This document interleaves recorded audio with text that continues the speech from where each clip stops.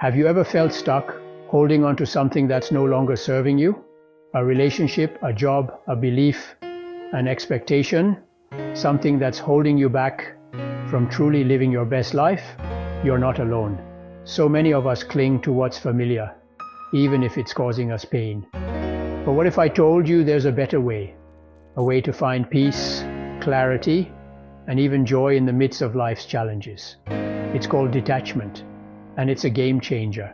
This video is divided into 5 parts, each one a step towards mastering this powerful practice. And trust me, the final part is the most important and transformative of all. We're going on a journey together, a journey of self-discovery and liberation. Are you ready to let go and finally step into your power? Let's get started. Let's talk about attachment. We all have things we cling to, people we depend on, outcomes we crave. It's human nature. But sometimes that attachment becomes a heavy weight, dragging us down and holding us back.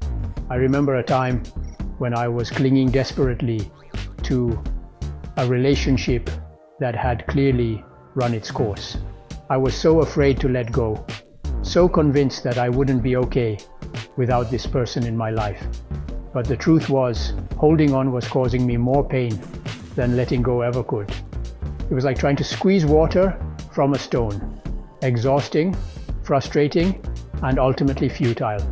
Detachment isn't about becoming cold or unfeeling. It's about recognizing when something is no longer serving you and finding the strength to let go with love and compassion for yourself and for others. Think of a balloon. When you hold on to it tightly, it's yours, but it can't soar. But when you release it, let it go, it floats freely, reaching new heights. That's the power of detachment. Detachment allows us to experience life with open hands and an open heart. It's about accepting what is, rather than clinging to what was or what we wish could be. And let me tell you, that kind of freedom, it's exhilarating. It's about reclaiming your power, your peace, and your joy. So, are you ready to release the weight of attachment and embrace the freedom of letting go? Because I promise you, it's on the other side of that fear, that resistance, that true liberation lies. Detachment isn't a one-time event. It's a continuous practice. It's about cultivating an inner peace that can weather any storm. It's about finding stillness amidst the chaos. Imagine a calm lake reflecting a beautiful mountain range. Now imagine a storm rolling in, disrupting the reflection. With detachment, we become like the lake. The storm may come, the winds may blow, but beneath the surface, our core remains calm and undisturbed. That's the power of detachment, finding that inner peace that allows us to navigate life's challenges with grace and resilience. Learning to detach is a journey, and like any journey, it will have its ups and downs. There will be moments of doubt, moments of resistance, even moments of backsliding, and that's okay. The key is to be kind to yourself, to acknowledge your progress, and to keep moving forward, one step at a time. Remember, this is about progress, not perfection. So let's embark on this journey together with open hearts and open minds. Let's explore the transformative power of detachment and discover the freedom, peace, and joy that await us on the other side. Now let's talk about the first step to detachment, recognizing and acknowledging when we're holding on too tightly. It's about becoming aware of those moments when we're clinging to what's no longer serving us. There's a saying in the South, don't be out there milking the chicken. Now, you know, and I know, you can't milk a chicken. But sometimes we try to squeeze something out of a situation that's just not going to give. We keep hoping, keep pushing, keep trying to force something that's just not meant to be. We're expending all this energy, but we're not getting anything in return. Think about a time when you were clinging to a lost expectation. Maybe it was a job you didn't get, a relationship that ended, or a dream that didn't quite pan out the way you'd hoped. You kept replaying the situation in your mind, trying to figure out what you could have done differently. You were stuck in a cycle of what-ifs and if-onlys, exhausting yourself with worry and regret. But here's the thing, you can't change the past. You can't force something that's not meant to be. And the more you try to milk that chicken, the more frustrated and depleted you'll become. The first step to detachment is acknowledging the reality of the situation. It's about accepting what is, rather than fighting against it. It's about saying to yourself, okay, this is happening. This is the situation I'm in. Now what am I going to do about it? Acceptance doesn't mean you have to like it or approve of it. It simply means you're acknowledging the truth of the situation and choosing to move forward from a place of clarity and power. Second step, change your approach. Once you acknowledge the reality of the situation, you can start to redirect your energy towards something more productive. Instead of dwelling on what you can't control, focus on what you can. Instead of trying to milk the chicken, ask yourself, what else is possible? What other opportunities are out there? What can I learn from this experience? Remember, every ending is a new beginning, and when you choose to detach from what's no longer serving you, you create space for something even more amazing to enter your life. You know, we've all been there, facing a giant of a problem, feeling small and powerless, like little old David going up against the mighty Goliath. It seems impossible, right? We often find ourselves in situations where the odds seem stacked against us, where the challenges appear insurmountable, and we feel like there's no way out. It's a common human experience, one that transcends time and culture. But what if I told you that you have a slingshot within you, a power you haven't even tapped into? This slingshot is not a physical weapon, but a metaphor for your inner strengths, your hidden talents, and your untapped potential. It's the part of you that can rise to the occasion, that can find solutions when none seem apparent. That's what changing your approach is all about. It's about looking at the problem from a different angle, about finding new ways to tackle old issues. Sometimes all it takes is a shift in perspective to see the path forward. It's about being flexible, adaptable, and open to new ideas. It's about shifting your perspective, about realizing that sometimes the biggest battles are won, not by brute force, but by strategy, by ingenuity, by believing in your own inner David. It's about using your mind, your creativity, and your resourcefulness to overcome obstacles. It's about playing smart, not just hard. Think about it. How many times have you faced a problem and thought there was no way out, only to find a solution when you least expected it? How often have you surprised yourself with your own resilience and ingenuity? David didn't try to outmuscle Goliath. He didn't rely on sheer strength or brute force. Instead, he used his wits, his agility, and his faith. He found a way to turn his perceived weaknesses into strengths. He used his strengths, his agility, his faith, and a whole lot of well-aimed stones to change the game. He turned the tide of battle with a single, well-placed shot. It's a powerful reminder that sometimes the smallest actions can have the biggest impact.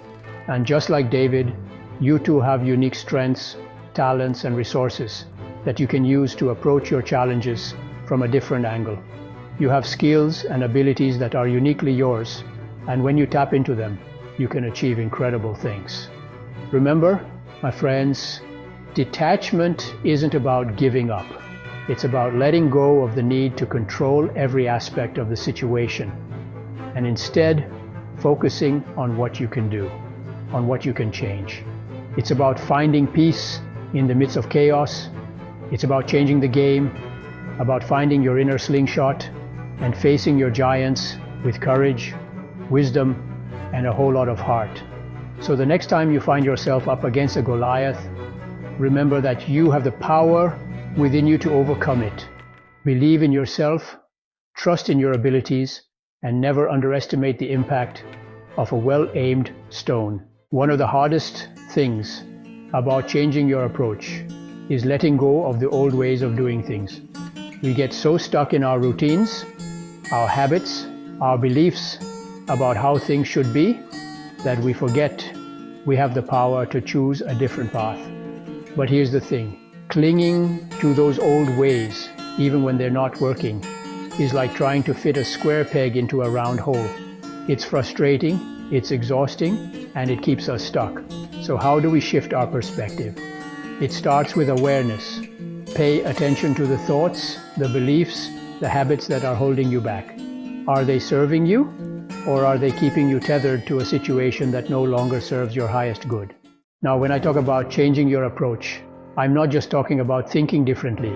I'm also talking about tapping into your resourcefulness, about finding creative solutions to the challenges you face. You see, we all have an inner wellspring of resourcefulness, a deep reservoir of strength, creativity, and resilience that we can tap into when we need it most. Sometimes resourcefulness means asking for help, leaning on your support system, and allowing others to lift you up. Other times it means getting quiet, going within, and listening to the whispers of your own intuition. Remember, there are countless ways to solve a problem. Don't be afraid to think outside the box, to try something new, to get a little creative with your approach.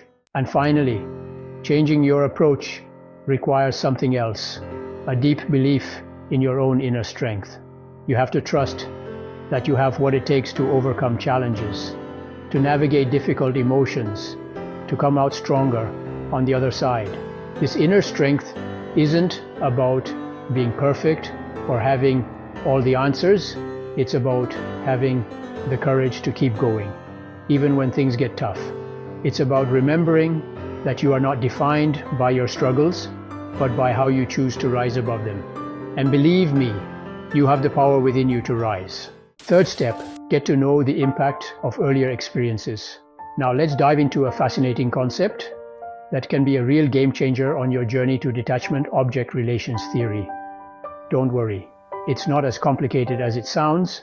This theory, developed by psychoanalyst Melanie Klein, explores how our early relationships, especially with our primary caregivers, shape our interactions with others throughout our lives. Think about it. From the moment we are born, we are forming bonds with the people around us. These early relationships become the foundation upon which we build all our future relationships, influencing how we view ourselves, others, and the world around us. Melanie Klein believed that these early relationships create internal representations or objects of those significant figures. These internal objects, along with the emotions and experiences attached to them, continue to influence our perceptions and behaviors, even as adults. So how does this relate to detachment? Well, sometimes these early relationship patterns can make detachment a bit trickier. For example, if we experienced inconsistency or difficulty in our early relationships, we might find ourselves clinging more tightly to relationships in adulthood, even when they're no longer serving us. It's like we're trying to rewrite the past to finally get the love and security we may have lacked. This can manifest in people-pleasing, difficulty setting boundaries, or staying in unhealthy relationships longer than we should. Now you might be wondering, how do I actually apply this object relation theory to my life? It starts with self-reflection. Take some time to think about your early relationships. What were they like? Were there patterns of closeness or distance? Did you feel secure and loved unconditionally? Don't judge yourself for your answers. This isn't about blaming your parents or caregivers. It's about understanding how those early experiences might be shaping your present-day relationships. Understanding object relations isn't about dwelling on the past. It's about using that knowledge to create a brighter, healthier future. Remember, you're not defined by your past experiences. You have the power to choose different paths, to create healthier relationships, and to experience the love and connection you deserve. And remember, you don't have to do this alone. Therapy can be an incredibly valuable tool for exploring these patterns in a safe and supportive environment. It's like having a compassionate guide to help you navigate these complex emotions and create lasting change. Step 4, grieve loss of your expectations and loss of hope. You know, we've all experienced loss in our lives. It could be the loss of a loved one, the end of a relationship, or even the loss of a dream, and with loss comes grief. It's a natural human response, a journey we all must take. Now, you might be thinking, what does grief have to do with detachment? Well, my friends, they are intricately connected. See, detachment isn't about denying our feelings or pretending we don't care. It's about acknowledging our grief, allowing ourselves to feel it fully, and then crucially, moving through it. Think of it like a river, honey. We can't stop the flow of the river, just like we can't stop our feelings, but we can learn to navigate it, to ride the waves of grief without being swept away. Now let's talk about denial. It's often the first stage of grief, that initial shock, that feeling of numbness that washes over us when we experience a loss. It's like our mind's way of protecting us from the full impact of the pain. We might find ourselves thinking, this can't be happening, or it's just a bad dream. And you know what? That's okay. It's a natural response. Allow yourself to feel that initial shock, that disbelief, but don't let it become a permanent residence. Because denial, my friends, can be a very seductive place. Now, as the initial shock of denial begins to fade, another powerful emotion often surfaces: anger. It's like a fire that ignites within us, fueled by the pain of our loss. We might find ourselves feeling angry at the situation, at the person we lost, even at ourselves. The expectations we lost. And you know what? That's okay. Anger, my friends, is a natural part of the grieving process. It's a way of expressing our pain, our frustration, our sense of injustice. But just like fire, anger can be both destructive and transformative. It can consume us if we let it, or it can be a powerful force for change. Now, as the intensity of anger begins to subside, we might find ourselves entering the bargaining stage of grief. This is where we try to regain a sense of control, to strike a deal with fate, with a higher power, or even with ourselves. We might think, if only I'd done this differently, or I promise I'll be a better person if. It's a natural human instinct to try to make sense of loss, to find a way to undo it, or prevent it from happening again. But the truth is, we can't bargain with grief. We can't change the past, and we can't control the future. Step 5. Cultivate hope and resilience. We've talked about the raw, sometimes overwhelming emotions of grief, haven't we? Denial, anger, bargaining. They can feel like dark, heavy clouds obscuring our vision. But just as the sun inevitably breaks through the darkest storm clouds, so too can hope emerge from the depths of grief. You see, my friends, hope is not the absence of pain. It's not pretending that everything is okay when it's not. True hope, the kind that fuels resilience, is the unwavering belief that even amidst the ruins, even when we can't see a clear path forward, there is still beauty to be found, lessons to be learned, and a strength within us we never knew we possessed. One of the most powerful tools we have in building resilience is the ability to reframe our stories. You see, when we experience loss, it's easy to get caught up in a narrative of victimhood, to see ourselves as broken or damaged. But the truth is, you are not your pain. You are not your loss. You are so much more than that. So how do we begin to reframe our stories? It starts with shifting our perspective.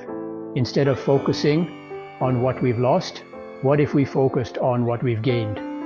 What if we saw this experience not as a setback, but as an opportunity for growth and transformation? Think about it like this. A caterpillar might see the cocoon as the end of its world, but it's actually the beginning of something even more beautiful, something it could never have imagined before. And just like that caterpillar, you too have the potential to emerge from this experience transformed, stronger, and more resilient than ever before.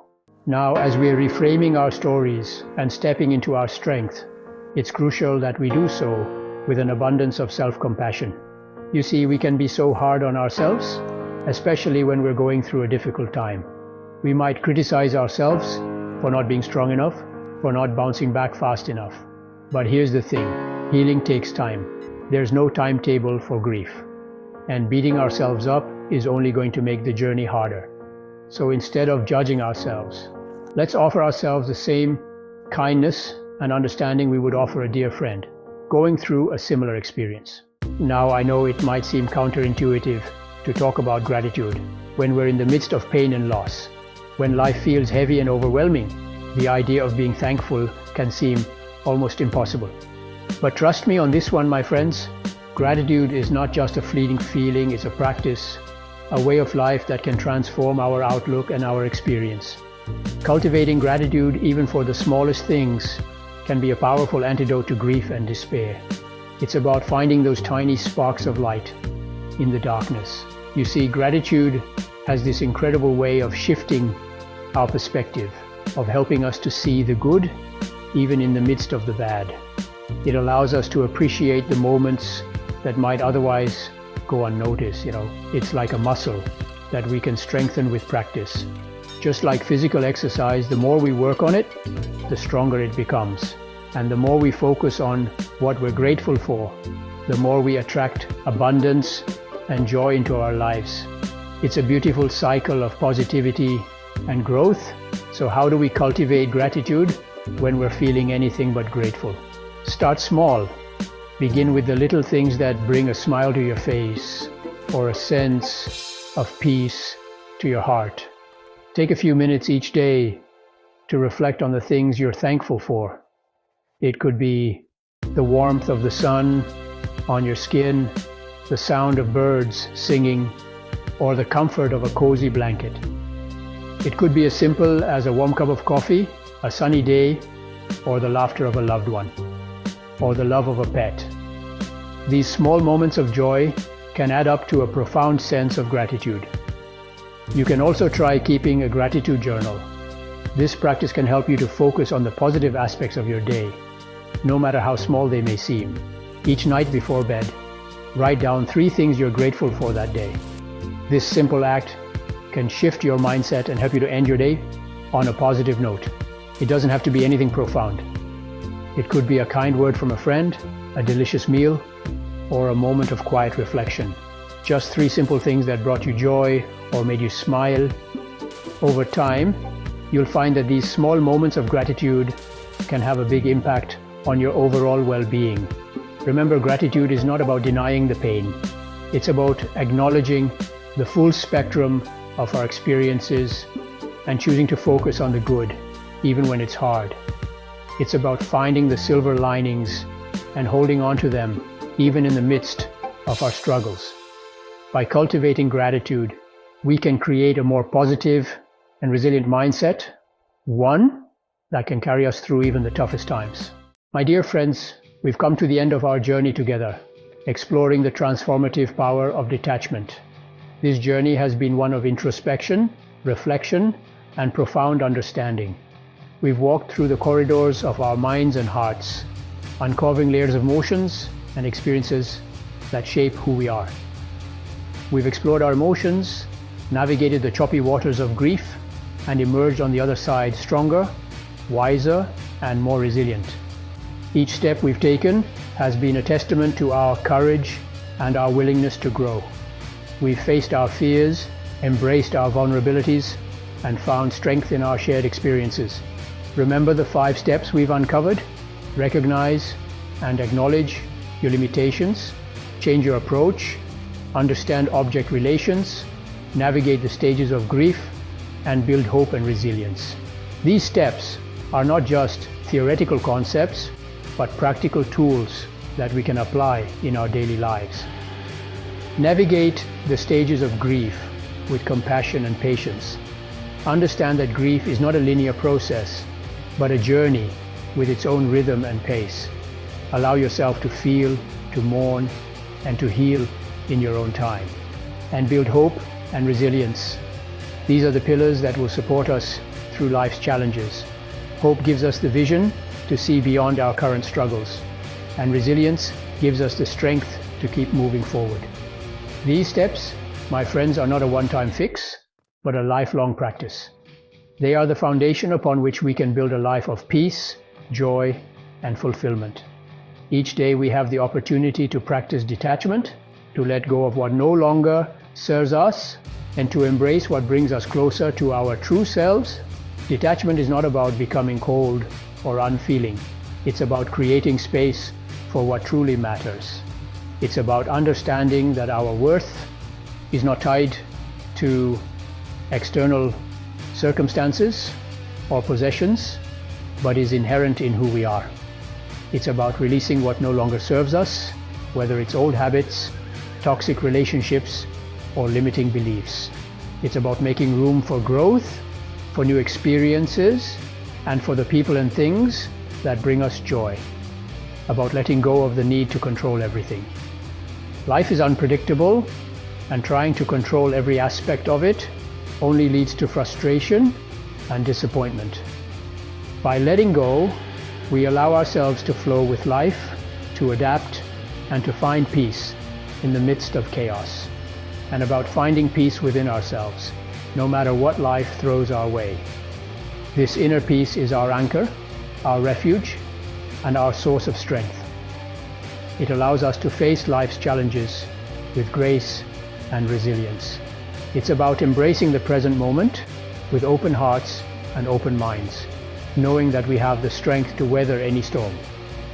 Each moment is a gift, an opportunity to connect with ourselves and with others, to experience the beauty and wonder of life, knowing that we have the strength to weather any storm.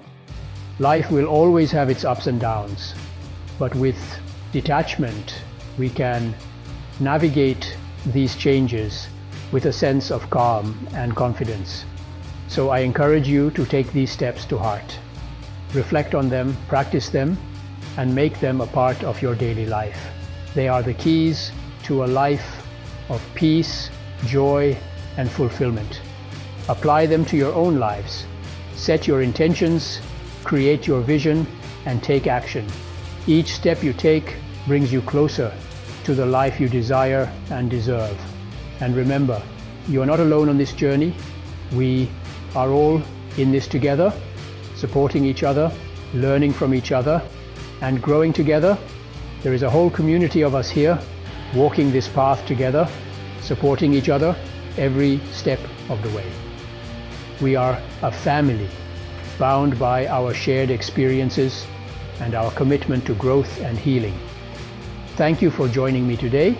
Your presence, your energy, and your commitment to this journey mean the world to me. And please, share your thoughts, your experiences, your triumphs in the comments below.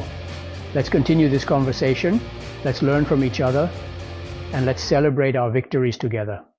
Let's lift each other up, support each other, and inspire each other to be the best versions of ourselves. And let's embrace the transformative power of detachment together. Together we can create a life of peace, joy, and fulfillment. Together we can transform our lives and the world around us.